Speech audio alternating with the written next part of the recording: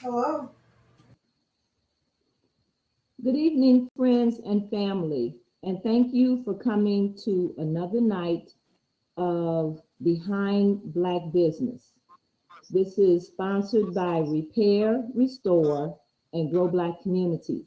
And we have this podcast every night, every Wednesday night, to support our Black-owned businesses here in the Chicago area.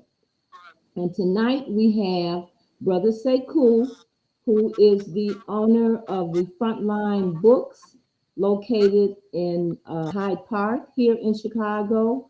Sekou has been operating since 2004. And we're here to support him tonight because he is working hard to keep this establishment open. And so I want to thank you for coming tonight, Sekou. Thank you, Denise, for having me. Absolutely. So as you know, every week we explain to you who Repair, Restore, and Grow Black Community is. We are a nonprofit organization. And as I stated, we're trying to help our Black businesses because our Black businesses are the entities that will enable us to circulate dollars in our communities because they are more likely to hire Black people, use Black people for their services, provide other Black entrepreneurs an opportunity to place their items in their establishments. They serve as role models. They're more likely to invest in issues and different programs that our community is trying to develop. And so that's why we're supporting our businesses. And if we don't own our businesses, if we don't own the properties in our businesses, we can't say that we have a community.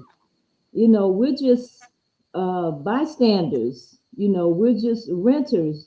We're just being used for other people's profits and growth.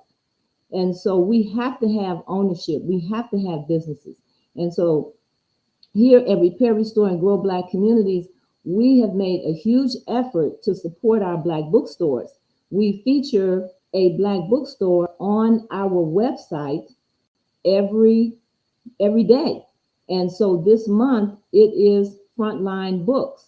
We also give a book away every month because we feel that knowledge is so important. And that's why we support our Black bookstores. We also support the Southside Community Federal Credit Union, who's been around for over 20 years.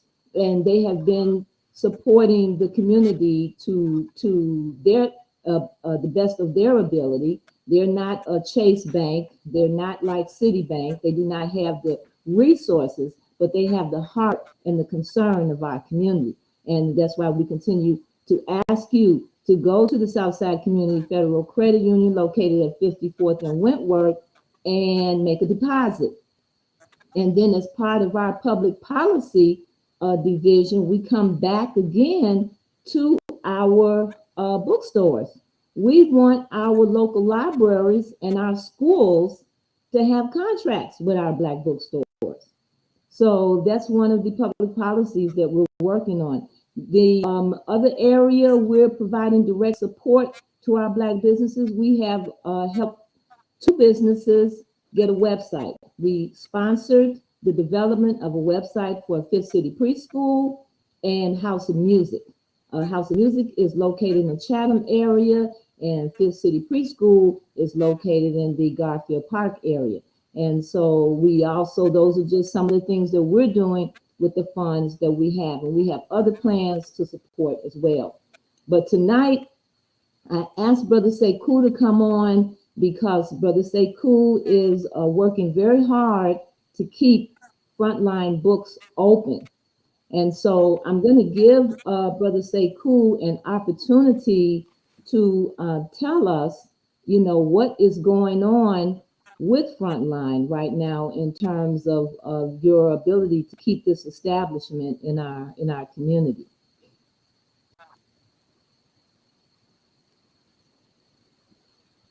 Can you hear me? Yeah. So okay. Yeah. Yes.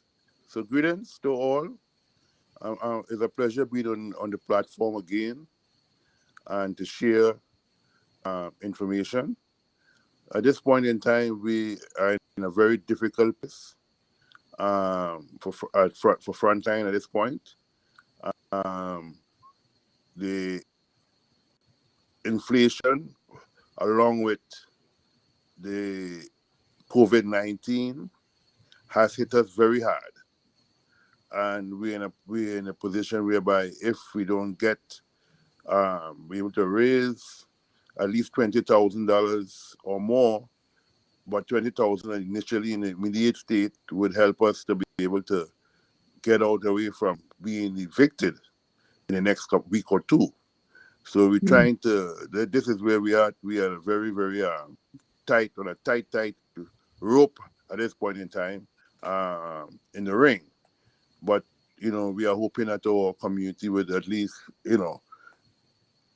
stand and help us to be able to organize and keep the nation to continue to run.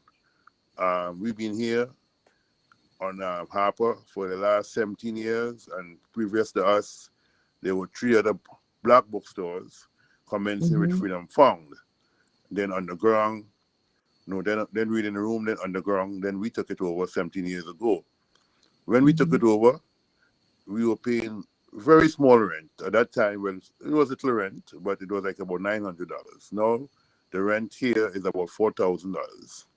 So Wow. we so which is a lot of money, especially when you're looking at the margins of a bookstore. But it was okay. We were handling it, dealing with it until COVID came, pre-COVID, and then COVID came, and that was the where we started to struggle. So able to raise funds, pay off the rent, but this period, the last 3 months, going to this month, 4th month, they have already been under a lot of pressure in terms of more people are not asked for, and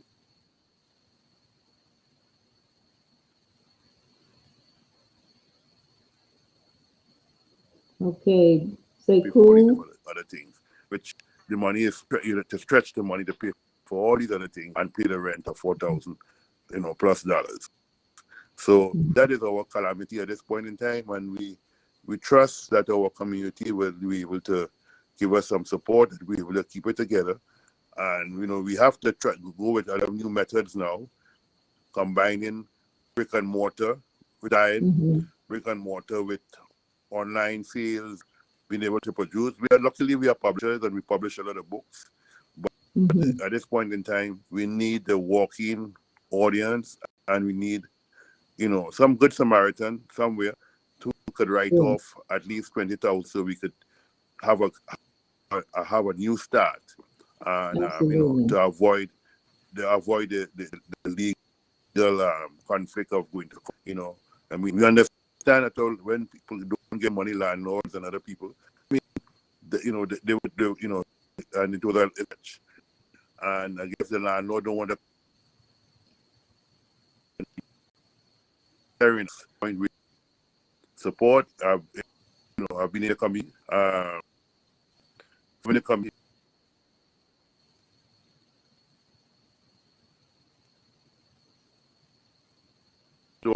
which reflect it as a true berry rather than a library, because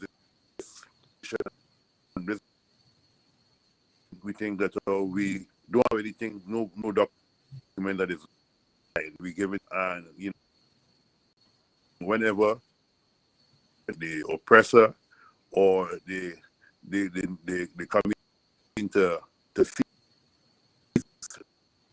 any room where it was Kemet Egypt whether it was timber. The first institution that was serious books, the library of Trueberries. So we say at this point in time, we need to save our Trueberry Frontline, because this is where we have a lot of resources, a lot of books about our people, about our people, by our people, and for our people. So we are like we so this is our stand, and this is the final call in order to be able to save this location and save this institution flagship, And and we need to save it. You talk about how long this location has been a hub for books with the knowledge that we need to know. And I've always known this location as being a Black bookstore. And since I first moved, I lived in Hyde Park in the early '90s, and it was a Black bookstore. And you're correct when you say that we need this knowledge. And I have seen a lot of young people frequent your store, come in to buy books. And contrary, I know that online is big now, but there is still a need for the brick and mortar, because there's a need for certain books that you probably aren't going to get online, and there's a need for that conversation that is going to occur in that bookstore about what's going on. And so I'm sure you have a lot of people who come, young people who frequent your bookstore. That's been my observation. Am I correct? Yes, we have a lot. You have a lot of young people in different various communities who come visit the bookstore. In fact, even the homeschool at one time would come there as a resource, use it as a resource place for their students. So yes, a lot of people are galvanized around the bookstore because they come there, they sit, they read, they stand up, they read, and they have information that they wouldn't find in a lot of other Black bookstores or other bookstores around around the city. Books about, as I said, books about themselves, books about like Miseducation of the Autobiography of Malcolm X. I Have a Dream, Martin Luther King. Books about the Black Panthers, books of spirituality, and Metu Netta, stuff like that. Books for trend, trend books written by Black people about trend. That parents would like them to know about, because there's not a lot of folk tales and folk stories anymore. So yes, so a lot of youth do come to the store and to raise their level of awareness and also their level of consciousness, and that is the duty of having a what some people call a library, which we call it a Trueberry, in the form of Frontline Bookstore. That's right. And I know at pre-COVID, the young people were having various events at the bookstore. They were coming together and having conversations regularly. Is that? Yes, yes, that was the state. It was happening like that. We were having hip hop sessions. They were having sessions on events for different heroes and sheroes, birthdays. They were having discussion around book club readings. They were having readings for little children on a Saturday after midday. So they were, they always outside of the COVID, there were always a lot of activities here to facilitate our community, whether it's Black women, whether it's Black men, as the case may be, whether it's a children. So we always take that into consideration, and we always allow and have the space be used for energies, positive energies, as we relate to especially the youth, because we think the youth are the flowers, and Right. without the youth, we would be nothing. And they know when they're hearing the truth. I can even speak for myself, not getting a real history of about our people until I went to college, and we had 2 Black history professors, and I've seen this picture over and over again, but this scenario where when you have someone in an institution where they really haven't been giving the information out, and then you're speaking the truth of things, the students are in there hanging by the rafters. They're sitting on the floor, they're sitting on the desk, standing room only, because they're getting some knowledge that is not being disseminated in our schools.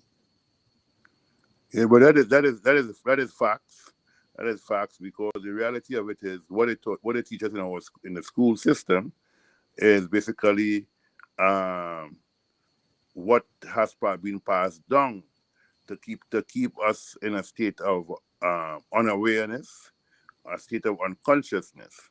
So nobody knows about the real history. Most people think that black people history or African American history commenced with the slave trade, and not knowing at all there were Africans here long before even Columbus and America Vespucci even landed in North America, and Columbus landed in the Caribbean. So there were a long history. There were Africans who were here in South and Central America and North America, long time in the Caribbean. Even Columbus in his diary stated that when he reached the Haiti, what he called that area there, he called Hispaniola, which was combination of Santo Domingo and Haiti. When he reached there, he said there were African people here. He saw them, black people that he saw, and so on. And similarly, Ramses III led an expedition here over 3,000 years ago to North America. And also, Mansa Musa's brother, who was the king before him, sent an expedition here to North America years and years and years ago. And that is why, long before Columbus even were even alive or dreamt to be alive, or there was even a name Columbus. So, so the whole idea where you find certain vegetables and fruits over here, long before, the slaves were what they call it, not even slaves, but prisoners of war, as we call them now, because they were captured on the motherland and brought to the Caribbean, brought to North America, Central America, and South America, and so on. Not on their own will, but by the will of someone else, by force. So we call them now prisoners of war, and not slaves, and so on. So, but so they were Africans here long before. I mean, when you go through South and Central America, you see the Olmecs. These are on the stones, carved in the stones, and you see the features of African people, and so on. So they here thousands and thousands of years, probably over 20,000 years, according to anthropologists now and according to historians now. So African presence here has been long before. So our history here did not start with the Middle Passage. The Middle Passage was one journey, and a bitter journey that we experienced, our recent ancestors experienced. But there were other Africans who were here. Even when you look around there in terms of the native people, the Tainos, or what they call the pale man called the Indians, making the same mistake that Columbus made. These people who were here, and some of the people, the nations, were black nations, like the Blackfoot and so on. Some of these were black people, African people, who came over the Alps and came over on journeys long before, and they brought their fruits, things like, as I said, things like breadfruit and cassava and so on and so on. They brought these things, came from Africa, came from West Africa, came from North Africa, from Kemet, and came from and came from what we call Mali, where Mansa Musa's brother who was the king before him, had sent a lot big expedition here with foods and fruitables and so on. And when they came, they planted these vegetables and they planted some of these fruits and trees in North America, South America, Central America, and we know as the Caribbean. Which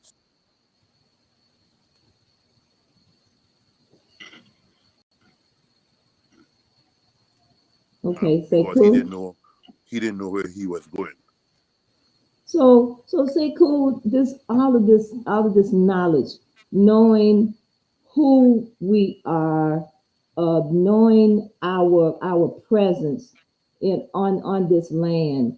Why is it important for our progression and our upliftment as a people, for our children? Why is it important for them to have this knowledge? It's important for the knowledge because you got to know where you're going and you came from. If you know where you're going and you know where you came from, you are empowered, right? That is empowerment.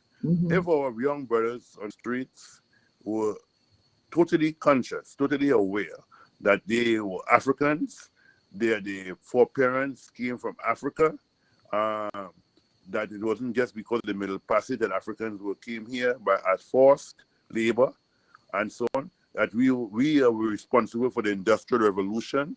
If it wasn't for African people in North America, South America, Central America, the Caribbean, there will be no Industrial Revolution because we were the ones who picked the cotton.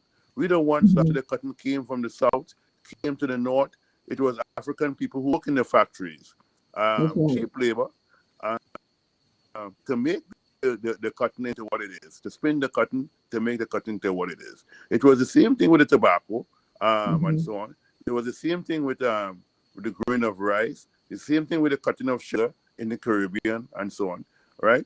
So the sugar and was grown, sugar cane, and then we the ones who worked the factories to bring it into fruition to the last process and so on. So yes, if the Africans know, young African American brothers and sisters, they know who they are.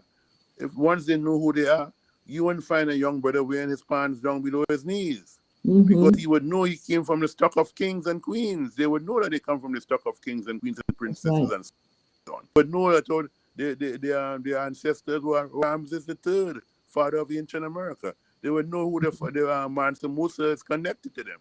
They would know all these different things, and therefore they would have a higher standard of morality. They would have a higher standard of esteem, and they would therefore know and look to be a different type of element within our society. Once you know who you are, you look at life differently. You approach life differently.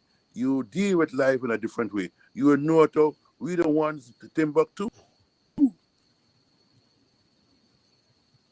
And then you would also know who you are in relationship to the scheme of things.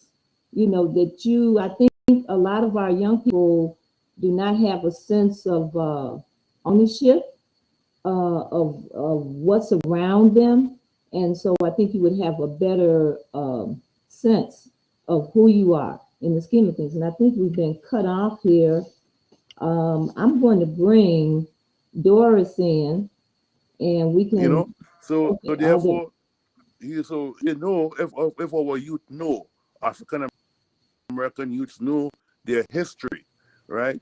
Understand the anthropology, to be able to go to school now and take it to another level, whether it's in anthropology, whether it's in chemistry, whether it's the natural sciences, whether it's the social sciences, that we need, that they would understand and be clear, right? That's who they are. And once they understand who they are, they look at life in a different way. If you know how you were responsible for building this country, it is your blood, sweat, and tears that are responsible for building this country, right? It's your you feel blood, a sweat, and sense tears of you feel a better sense of you have a better sense of belonging. You would have a better sense of ownership, a rightful ownership. Exactly. So once you're able to grasp that, you grasp your history. You Mm-hmm. know your history, you know your past, you know your present, and you will therefore be able to chart your way towards the future. And Mm-hmm. that is important. And that is why uh, institutions like black bookstores, which is the element of a library, or we call it Trueberry, that is why these institutions are important. Because when you go to a black bookstore, you're going to see books about yourself, right? Most times you Mm-hmm. go to other bookstores, um, and have the same element of books or the same variety of books that you will find in a black bookstore, because the That's black right. bookstore is there to raise your level of awareness. It's That's there right. to raise your level of consciousness. That's It's right. there to make you into a better person, Mm-hmm. right? It's Mm-hmm. there for your child to pick up a book about Africa, could pick up a book about how the folk tales that they use on the plantation, Mm-hmm. when Africans were captured and brought here. So these are important things for you to be able Mm-hmm. to, to be able to look and review within yourself. And once you could review these things and realize, oh, there was a Shaka Zulu. Wow, there was a Hannibal who fought and came with um, loads of elephants across the Alps to Mm-hmm. fight, and captured what you call Rome, right? Mm-hmm. And until Africanos they captured him. But so you'll know who the Moors are. That the Moors ruled Spain for over 800, 1,000 years, and so on. And then when Columbus, or when American Vespucci came to America, um, that they found there were Moors here. So Mm-hmm. these are realities. These are not Right. make up stories. These are based on historical facts. So if our youths know these things from not when they reached 40 and 50 years old, but when they know these was taught to them That's from the right. time they're coming out from their cradle. Once you know this from the time you come to the cradles, from reading trend books, your history by J. Rogers and stuff like that.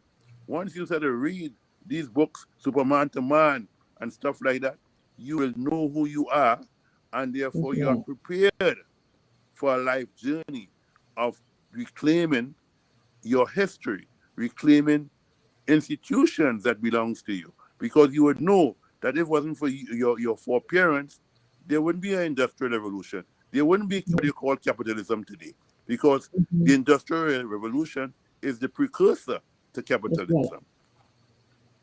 You are teaching tonight, say cool, and you're not going to get this on in information on Amazon.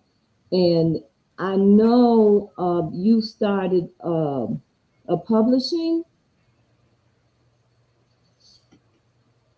Okay, we're having some streaming difficulties, but I'm sure Brother Say Cool will come back in. Um, but Doris is here with us tonight, and one of the things I wanted to stress is just why it's so important for us to have these our black bookstores, and all of this information that Cool is giving us is just verifying that. Can you hear me, Doris? Yeah, yeah, I can hear you. You Uh-huh. know, as I'm listening to him and as I'm listening to you, thoughts thoughts come to my mind about the 60s. That's when Mm-hmm. a lot of the black writers started to come out. Mm-hmm. And it really was an exciting time. It was Mm-hmm. very exciting for me, and I know it was exciting for a lot of people because we were beginning to find out things that we did not know about beyond America, beyond the legacy of slavery. So it was a Right. very, very exciting time during the 60s. But I Mm-hmm. find myself thinking every day, and I kind of know what has brought us to where we are today. But I find myself thinking every day, it's just like we're always playing catch up. once we think we got a hold on something and we're moving forward, then something else comes up, and it's like we're going around and around in a circle. And and I'm not clear, and I don't think that we're discussing this as much as we need to be discussing it. Where are we going? How do we get where we are? How is it that over the last 40, 50 years, everybody else has come into our communities? They've saturated our communities with their businesses, and we don't have our businesses. And then we find our brothers like Sekou who are struggling just to hold on. And I come from that era when Black people owned everything, most of everything that we had in the community. And you know, Denise, you and I are always saying, if you don't own the businesses in your community, then somebody else is owning those businesses. So I would like for us to get to a I would like for us to start talking about what is really happening to us, because I don't think we're discussing it. I think we're just trying to make it from day to day. We're playing catch up, and we're not taking the time to analyze where we are and what our plight is all about nowadays. Well, Sekou, can you kind of chime in on that? Because it keeps me in this state of frustration and getting upset about where we are now. And are we really thinking seriously about where we are now? Or are we going to be in this perpetual state of just trying to keep our heads above water? Can you add to that, Sekou? Yes, for sure, I can. Um, you know, we live in a perplexed society, Yeah. a society whereby um, we we are dealt the cards dealt to us. You know, we have to always fight to hold on to get the aces and the kings and the queens. You know, Hmm. um, so even though we have people who go to colleges and go to universities, some of us go to some of the best schools across the world, we find that when it comes to dealing with economics, the problem is we do not support one another. Yeah. That's We right. do not trust one another. Right. That is one of the great issues among us as African Americans and African people across the diaspora, across the world, even on the African continent, right? We don't know how to say, well, buy black first. We do not follow the program of Marcus Garvey. Hmm. Marcus Garvey taught us in the in 14 when he set up the UNI, he and his wife Amy Ashwood Garvey. From that time on until now, and even before him, were people who were preaching about the whole question of how we must survive. We had the phrases and so on, and so the whole question of print is there for us. That print is there Hmm. in many ways, many people, right? In terms of if we adapt this right, this accent, we can move forward and be strong. One of the key factors is we do not support one another. We Hmm. Hmm. we if black businesses, the prices may a few penny or even among the black businesses, we don't have the understanding or the overstanding of coming in a collective way to back. So That's if we right. buy, that means we could sell Right. cheaper. The items could be cheaper, right? So if I Mhm. go together, say let's put together 3 or 4 other black bookstores, they sometimes they don't want to come together because why? They think we are what they think first about competition, right? They think about Mhm. we're competing with one another, and there's not competition because if you are another part of the city, and I'm in another part of the city, and another sister is another part of the city, there's no competition there because we all serve in different communities in different places, right? So if we come together and say, okay, we're gonna buy books from this particular distributor, so we're gonna pull up once or twice a month to buy books in bulk. So we're buying the more books we were able to buy, the larger the discount going to be, and therefore we could pass that as a reflection on to the people who support us. And so if we buy less, we're going to get less discount, and therefore the consumer would going to pay a higher price. And therefore that is where we have to start, even among the businesses who doing similar things together, if they could pool their resources together and be able to buy things together in bulk, therefore the prices will be lower. So if we as a community able to support our black businesses by buying black, by buying, Mhm. let us go think about, we may walk have to walk an extra mile or drive an extra mile, but Right. and I see it here. I see it in Frontline because I see people would come from all over the city, right? Mhm. And would come to support the store. And I know they do it for Yeah. other stores as well, whether it's underground books, whether it's Yeah. um, culture plus culture, or they do it. So Mhm. Yeah. so we are getting there. We far from it, but we are getting there. But these are some of the hindrances that prevent us from growing. The next thing is we don't trust one another. That's one of the biggest problems we have among ourselves as Africans, as African people living in America and in the diaspora. We do not trust one another. The lack of That we're still having some streaming problems, but this is a very important conversation. Um, and even though, when we talk about we don't trust one another, that's we all make mistakes. No one is perfect.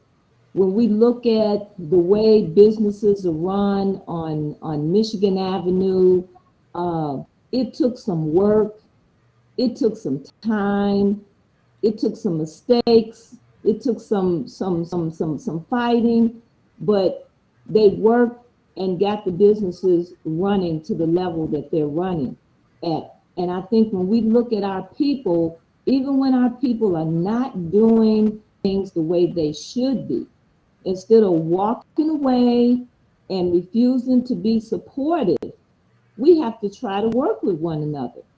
We're having problems, and we're in a constant state of war because we're constantly being oppressed.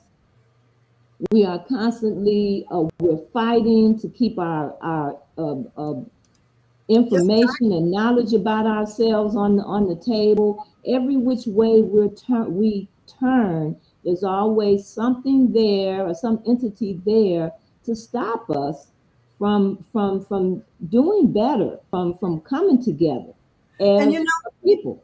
you know what, Denise? That's why a business like Frontline is so important, so Hmm. key to Hmm. us as a people. Because I'm thinking we're going to have to start having these conversations. And Hmm. Frontline is the ideal venue for these kinds of conversations to get started, particularly with our young people. Because Hmm. young people do go into this store. They do buy his books. So That's right.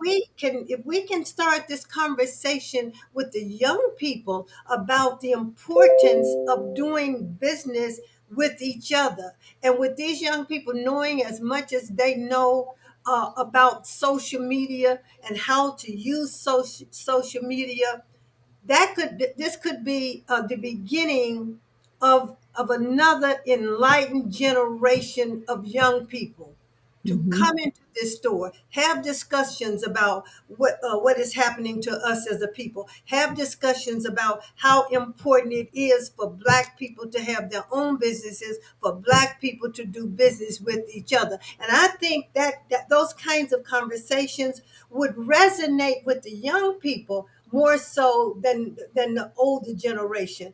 And at the same time, what we're doing, we are bringing we're instilling in a younger generation the importance of keep going and to keep talking about what we're talking about, because it's really their future. It's not my future, your future. It is really their future. And we've got to try to guide them and talk to them and educate them about how important it is for them to get involved so that Mm-hmm. they won't be dependent on other people, so that they can understand we are a $1 trillion industry, 1.2, $1.3 trillion in industry.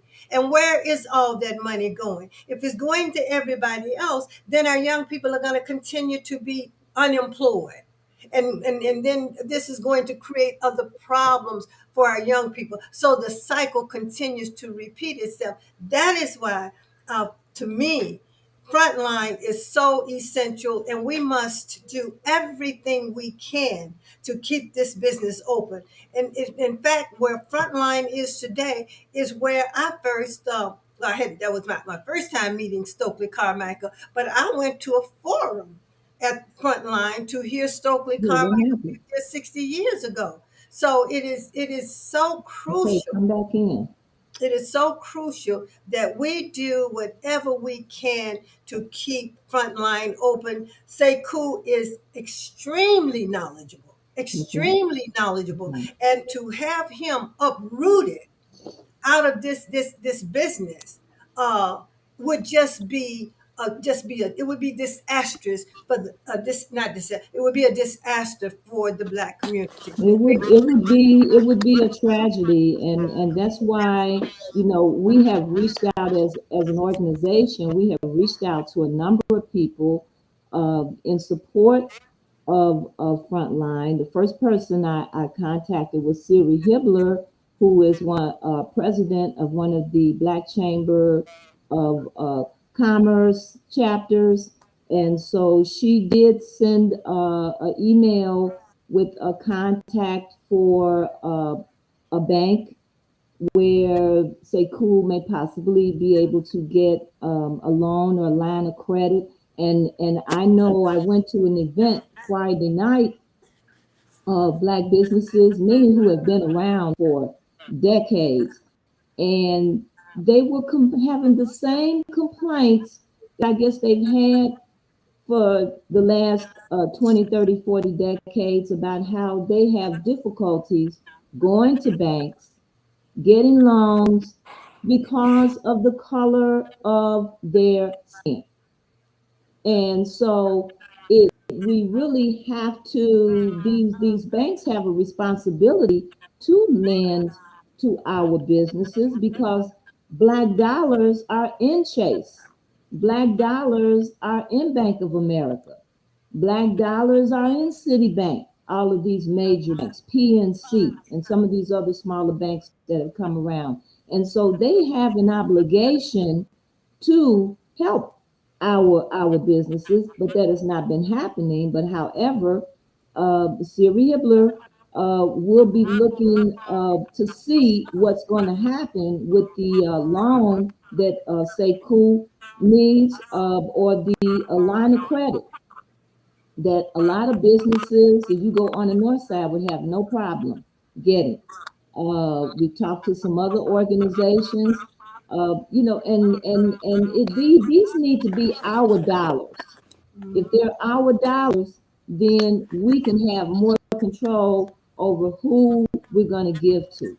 But often we go to an organization, and the organization has to go to somebody else to get some money. So when you talk about Sekou, about working together collectively, we've had businesses that start their first generations of starting businesses in this city who talked about how they had a one lady owns Out of the Past Records, and she once owned 10 different businesses over on the west side. But she had a record shop, and she talked about how if she didn't have something, she would send her customer over to someone else and vice versa. And so they had no fear about competition. And so we have to get away from that and understand that our support really has to come from us. And you Denise, know. that we got also mentioned that we reached out to Danny Davis. We've sent him a letter That's right. because you had a conversation with him and he said That's that he right. would assist us. So we Yes, he sent a did. letter to Danny Davis on yesterday. So we're just waiting to hear back from him, or Sekou hears back from him. But That's so right. we've been doing all of this networking, and just from talking to you, Denise, and listening to you reveal what some of the people that you talked to on Friday night was saying. They realize the seriousness of this, because it's not just Sekou today, it's going to be somebody else tomorrow. It's an ongoing cycle with us as Black people to get the resources that we need in order to open businesses and to stay in business. Right. And all of this is by design. That's All of right. this is by design, because you have the Afghans, you have the Mexicans, you have the Ukrainians, you have everybody coming into this country, and they can get the resources that they need to sustain themselves. But when it comes to Black people, it's that ongoing story of racism and white supremacy. And, That's and, right. and whether we like it or not, it is something that we are going to be dealing with for the rest of our lives. So we're going to have these serious conversations about what is happening to us. Again, because it is for the future of our children. If That's right. Seiko cannot stay in business, that hurts our young people, because they are coming in there for the information. And we've got to start bringing young people along so that they can understand what is happening. And Okay. who's the teacher but teach them but us? That's right. Now, say, cool. Can you hear us now? Yes, I'm hearing you. Okay. Okay. Because I'm hearing some crackling sound. Yeah, I'm hearing some cracks just started developing, but Okay. it's All gone now. right. Okay. It's So, back again. okay, great. So one of the things I also wanted to bring out here with you, Sekou, you're not just a bookstore, you actually got into publishing books, Yes. right? So can you tell us about that in terms of what you are what your plans are, what you were actually able to accomplish so far? Well, one of the things we've been publishing for the last for at least about 35, 40 years, I moved from London, England, where I was a student, and came to Chicago, and Chicago has been my home since for the last 30 something years. And when I came here, I did my initial thing where I was publishing books, and we continue, even though when we opened the store on 75th Street around 32 or 33 years ago, we continue to publish, and we continue to work with other Black um, publishers in the community and outside of Chicago to publish and to print our books. So one of the Mm-hmm. things that we have probably over 100 titles, including the rights for the autobiography of Haile Selassie. Uh, we also just recently, about a year and a half ago, published our anthology that was edited by Sister Santiwa, Dr. Santiwa Okupu, and so on. Apong, sorry, Dr. Santiwa Apong, who teaches at I think is at the not Loyola, the Paul University, and in that book, that anthology, is called it's basically a lot of young academics from the city here um, has their works published in that anthology, right? It's called The Eternity of the African. So we also publish books like Philosophy and Opinion and so on. Um, Grounded with My Brothers by Walter Rodney, one of my mentors, and so we have a lot of positive and productive work. We edited the book that Garvey taught his last class at with was in Canada, in Halifax, Canada, in 1937. We published that book, those teachings, and called it Lessons for African People. Uh, uh, we edited it about 4 years ago. So we have been doing a lot of stuff.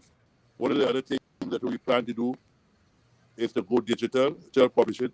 And in that way, we want to be able to own a small press that we could continue to print and keep our books in print, and also to be able to print for what we call self-published um, writers who want to publish their books.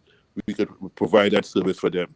So that's one of the things that we would like to go forward with, being able to buy equipment that we could be able to sell, print books, not continue to print books for ourselves, and that we don't have to send the books out to other people to print, but we could print for ourselves and keep the books in print, and also be able to provide the services for other Black publishers and for self-published young self-published writers.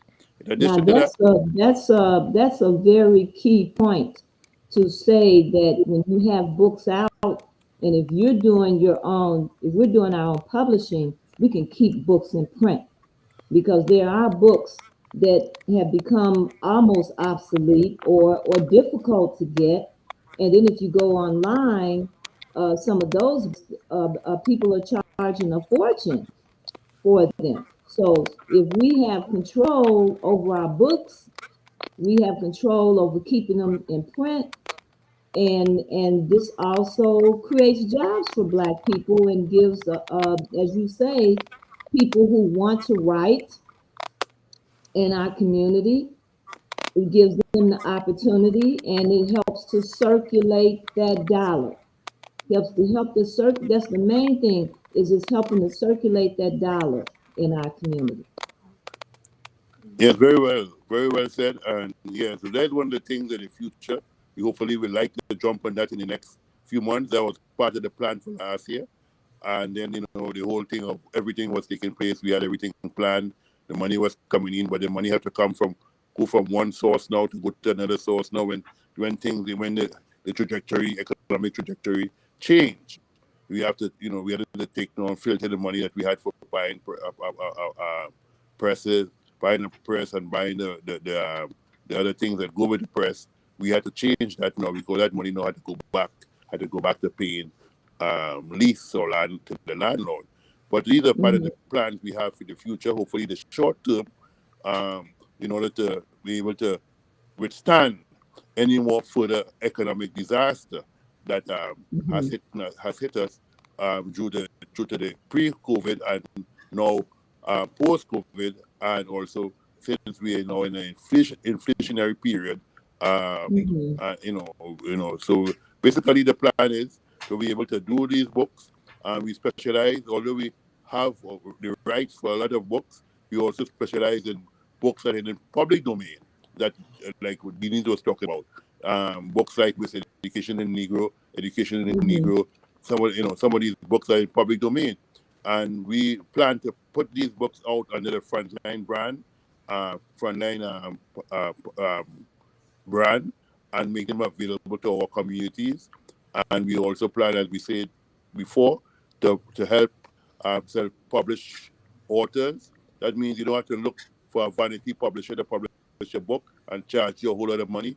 We would be able to say, okay, we could print 50 books for you at a reasonable price, not excessively, so that you could still make money and come back to print more books, and so on, until you become a well-known author in the community.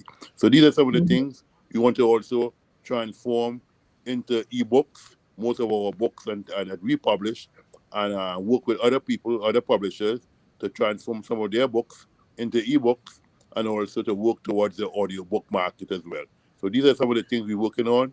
We're also working in terms of looking at for translation, to translate some of these books that we have into different languages, whether it's Spanish, whether it's Swahili, which is a very much important language on the African continent, spoken by many Africans in different states.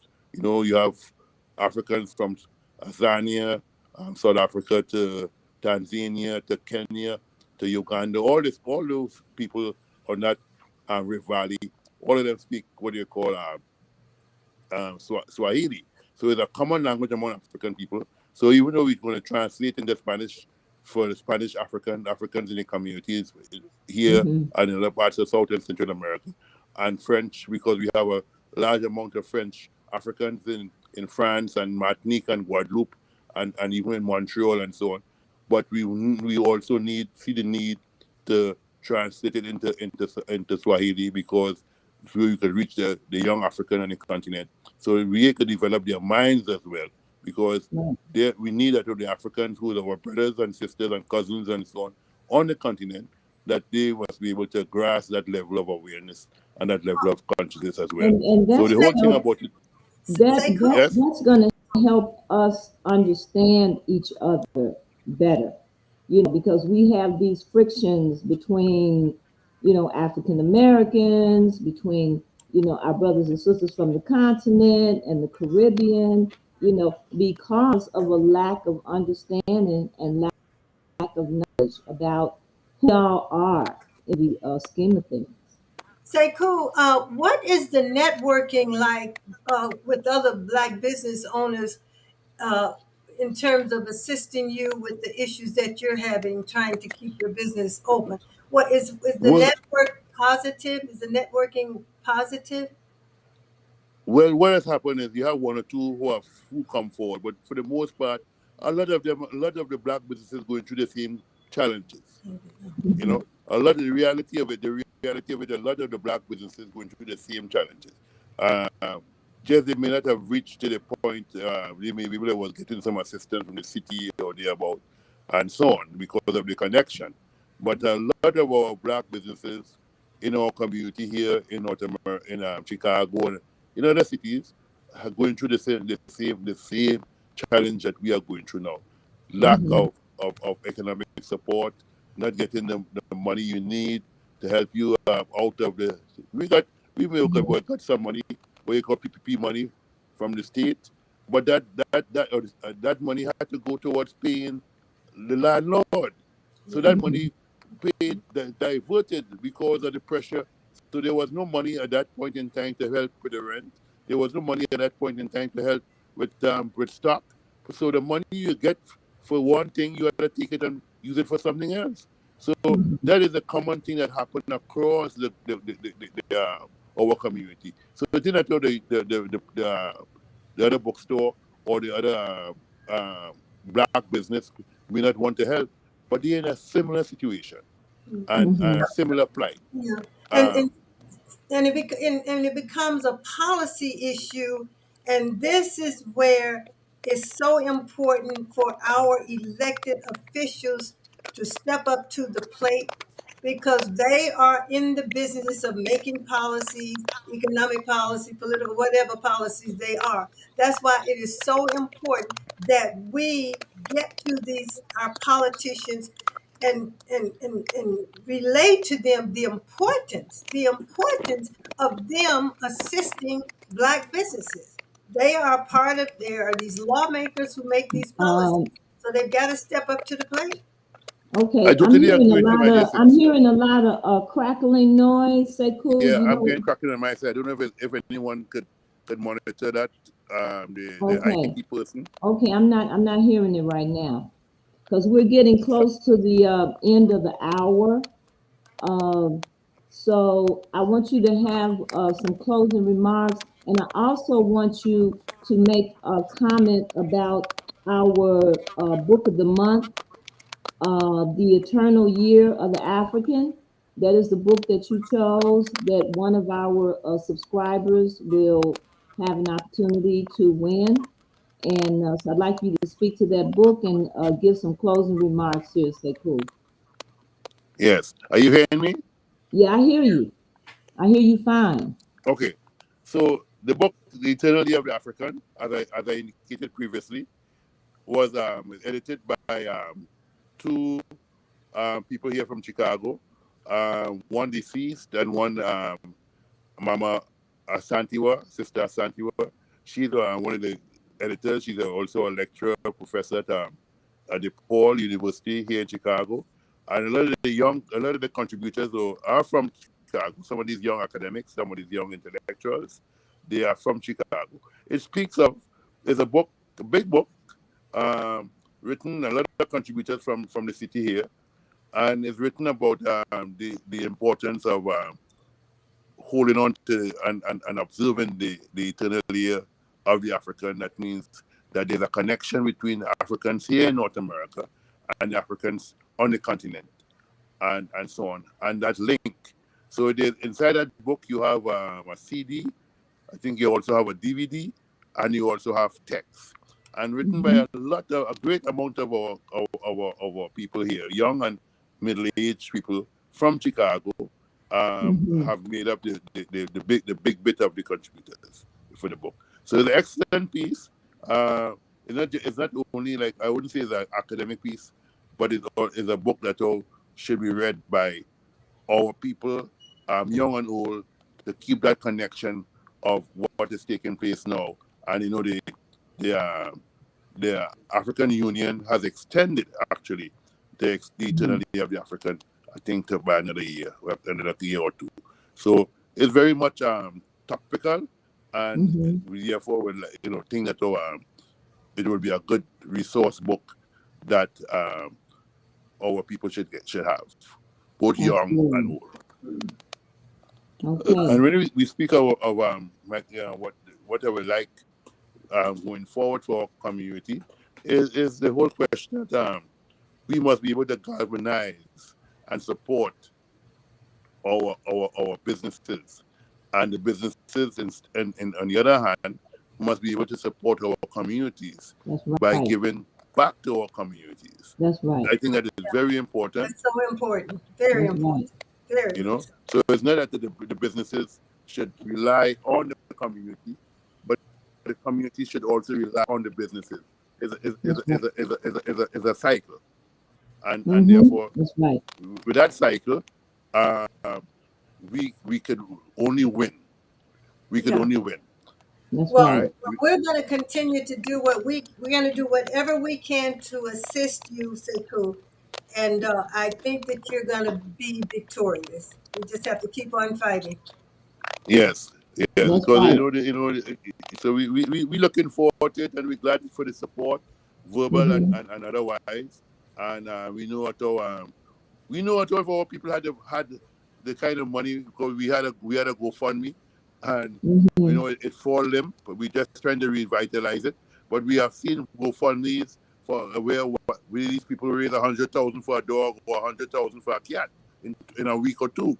But somehow in our community we cannot do it, and we're scared to support ourselves.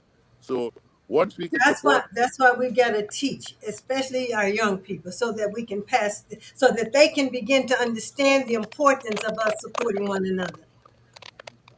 Very well. Okay. So once we can do that, we can support our communities. We can support. Oh, he cut off. Wait a minute. Let me see if I can get him back in. Okay, he's back. Okay, there you are. Yes. So the whole idea is one hand washes the other. The community supports the businesses support the community, because that is what that is an action and reaction. They go hand in hand. Go hand. Well, that is what one hand washes the other. That's right. And that is what our GBC is about. We are working very hard, and as Doris said, we will continue to support you in any way that we can. And I feel positive about this as well, that you'll be victorious, one way or the other. I'm thankful I want to say thanks for Denise and the Black business support growth for stepping up at this point in time. And it's very much I really admire and really salute the efforts and the energy in the last week given by Denise and the community, calling and trying to talk to bankers, trying to talk to different other people in the institution, trying to talk to other politicians. We're trying to reach out to Willie, what's his name? Willie Wilson. Willie Wilson. We're trying to reach Yeah, out to you were him. trying to get in touch with Willie You know, Wilson. but because to see if his foundation will be able to write off some of the money. So, Right. but we're really thankful for the support, and That's right. we're really looking forward to beating this and being able to grow, foot to enhance, That's right. and to give back to our community. That's right. Because our community has helped us and supported us over the years when we had the struggles, with the Hyde Park area here in terms of downtown Hyde Park and the building of the hotel and so on, and we were blockaded. Oh yeah, they had you blocked kept us together. So it's from one struggle to another struggle. Yeah. That Constantly as the putting black out business fires. we have to embark on. Okay. Well, all right. thank you for Joyce, being on our close show. us out. Well, I just want to say Koo, thank you for being on our show, and thank you for being the fighter that you are. You are a fighter, and you because you have that fighting spirit, you pass it on to other people. And like I said, I think you're going to be very victorious. And we're asking the Black community to step up and support Sekou, and at the same time make a contribution to RRGBC, because this is how we're able to continue to do what we're doing. From your support, $5, $10, or $15, whatever amount of money you can go to our donation page and just make a contribution, because this is what we're all about, fighting to keep Black men and women in businesses and to open Black businesses in the future. And thank you again tonight for watching our broadcast. Have a good evening, everyone. Thank you all.